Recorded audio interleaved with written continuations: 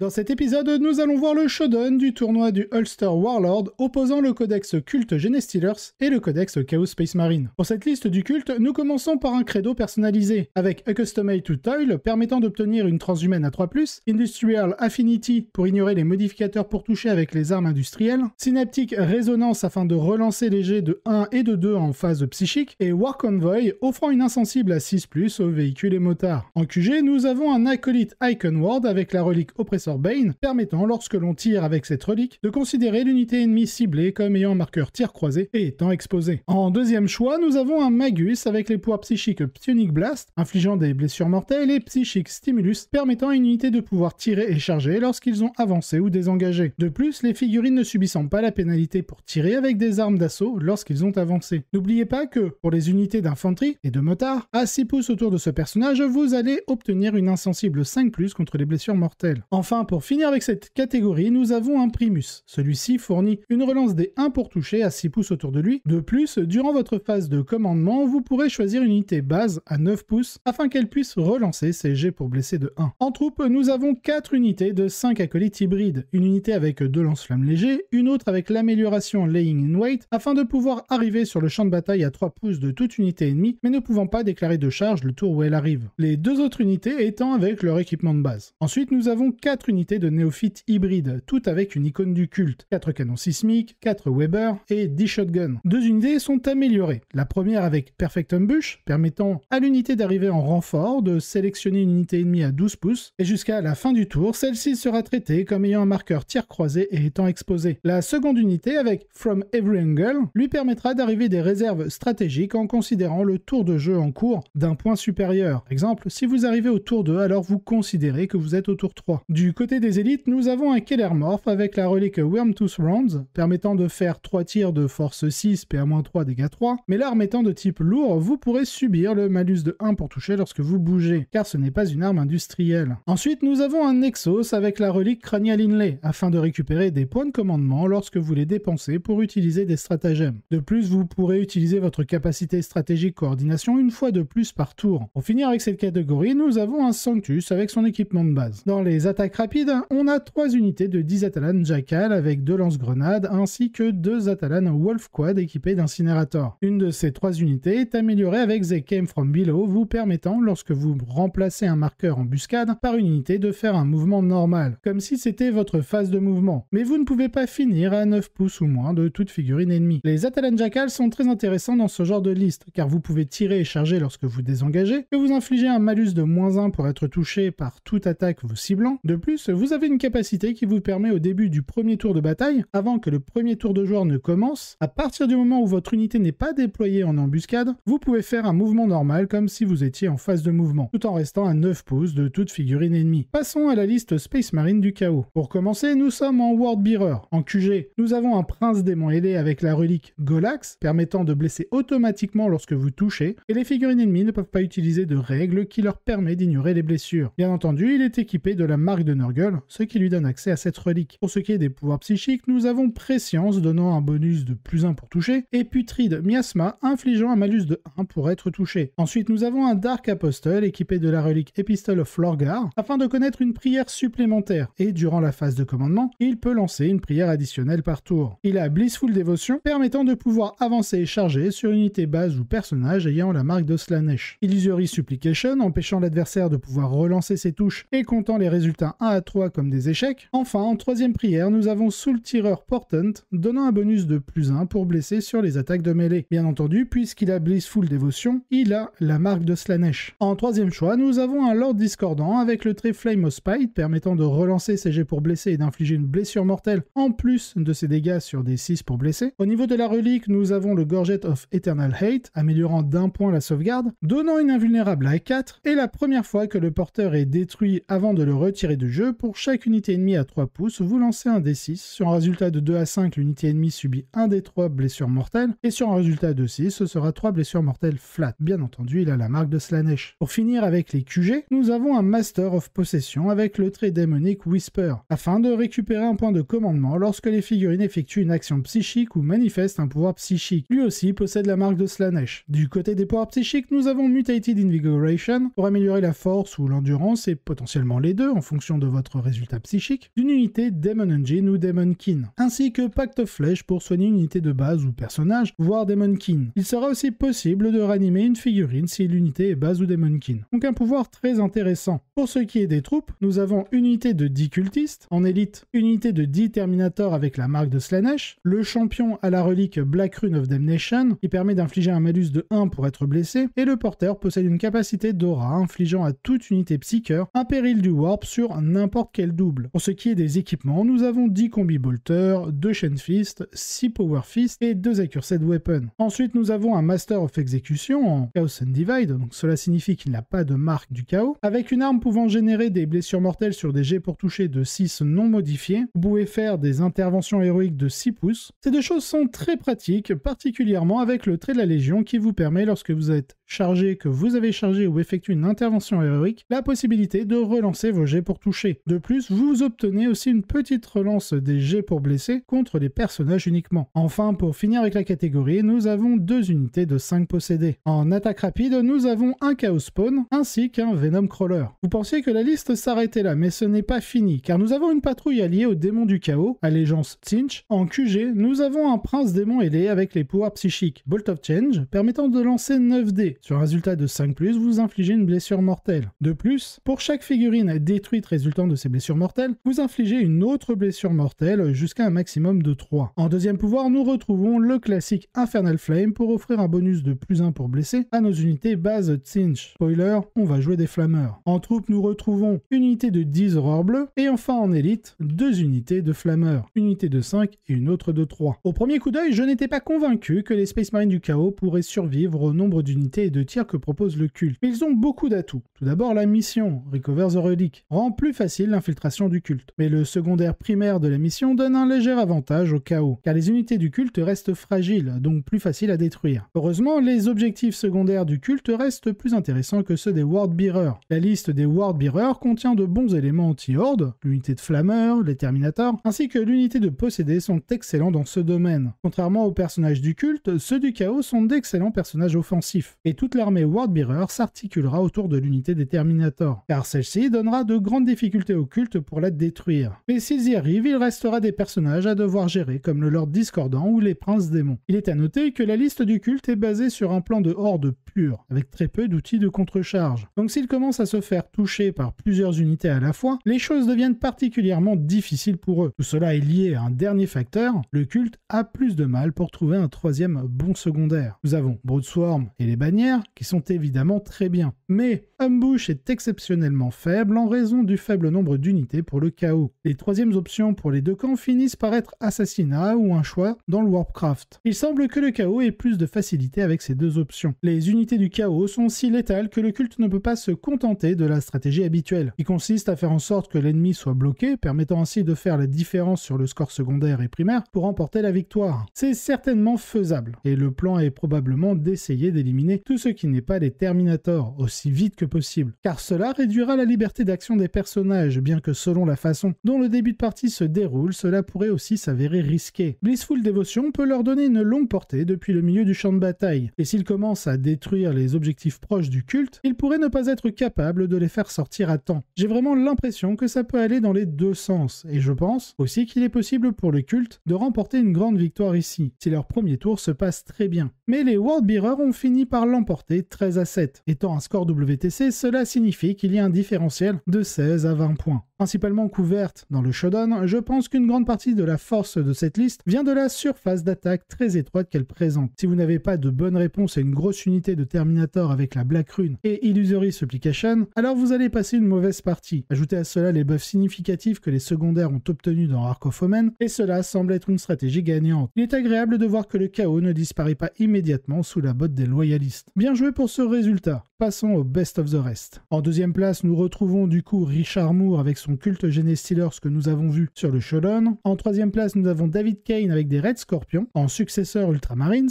En quatrième place, nous avons Gareth Enu en Death Guard Mortarion Sunville.